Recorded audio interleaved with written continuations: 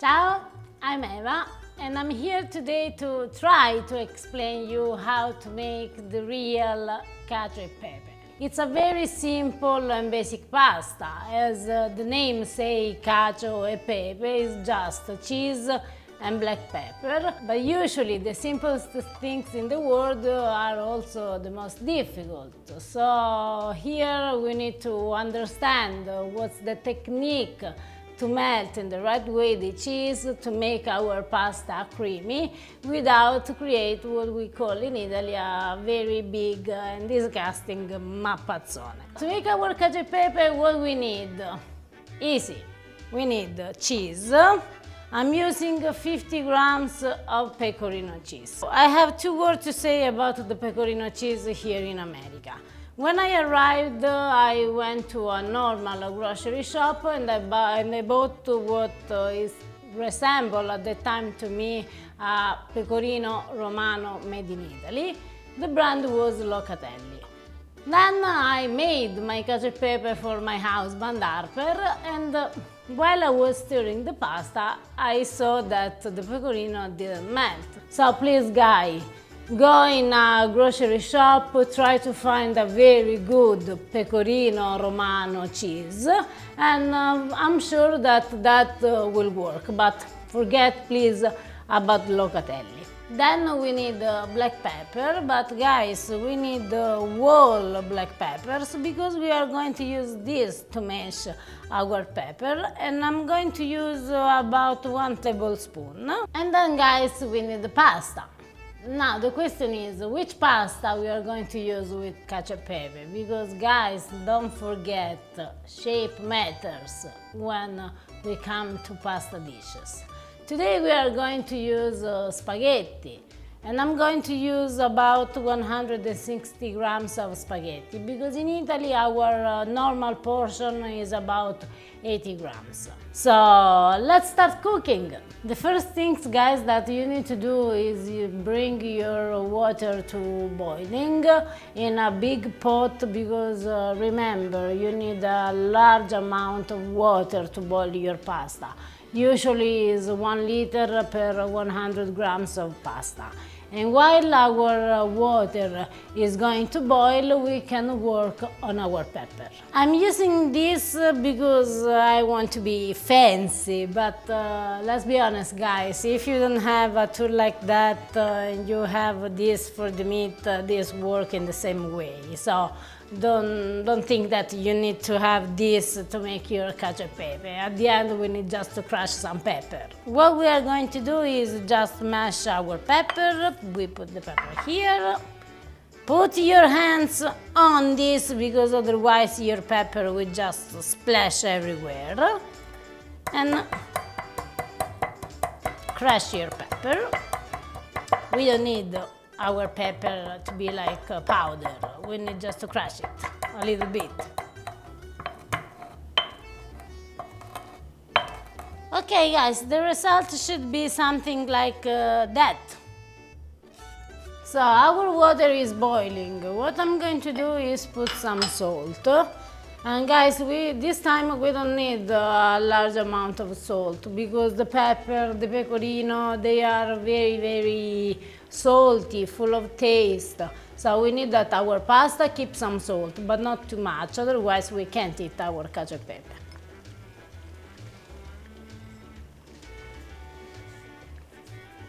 And it's time for our pasta. Now is not the time to press the pasta in our pot. Just wait 30 seconds, 60 seconds, and our pasta naturally became softer so we can push it down.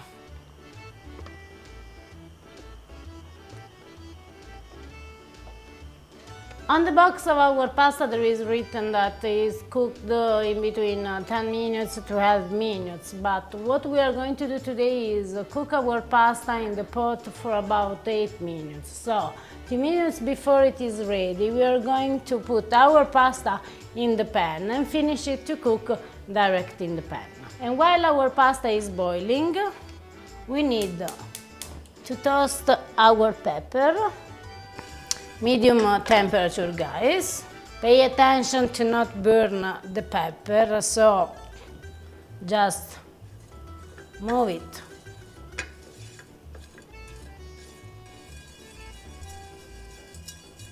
You can imagine how it smells so good. We will toast our pepper for about 2-3 minutes, no more. And now we are going to add some pasta water.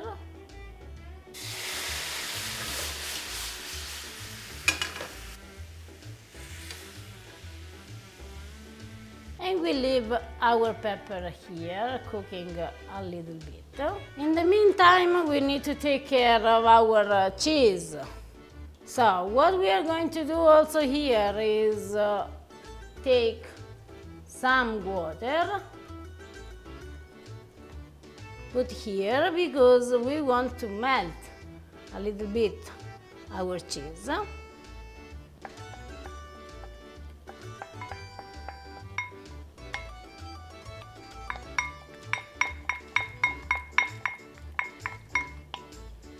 With this, doing like that, we avoid the cheese to stick all together and make the mappazzone, as we were saying before.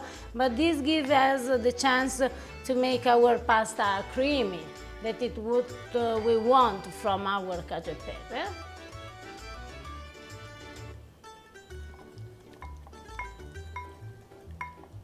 So, our cheese is ready. We put on a side. Keep an eye always on your pepper. Don't be scared to add some more pasta water because remember we will finish to cook our pasta here, so we need some water. And also the pasta water with the starch of pasta will help us to give this creaminess to the pasta that all of us are looking for. I'm going to try the pasta to see if it's ready to go in our pan and also to understand if the quantity of salt is right or not. So the salt is perfect because, as I said before, the black pepper and the cheese, they are already tasty, salty. Right now our pasta is too much al dente, which means that when you bite it, outside is soft, but inside it's still raw. So we need to give the pasta time to soften a little bit inside, and then we will put the pasta in our pan with the pepper.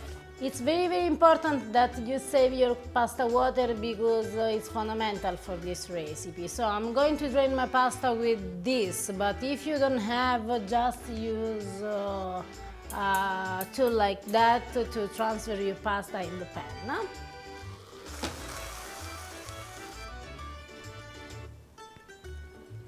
And now, guys, we need to stir our pasta, because we need the starch of our pasta came out.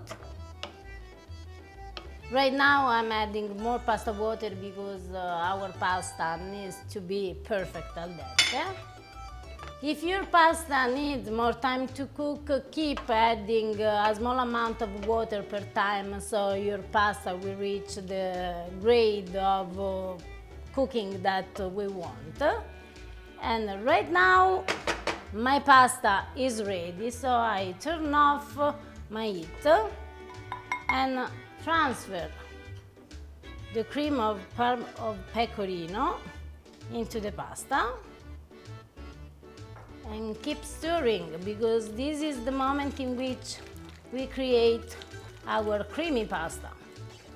Make sure that you turn off your heat, because this is the moment in which we don't need the pasta keep cooking on the fire, and just stir it. So our pasta is ready, and we are going to put our pasta in our dish, ready to be eaten.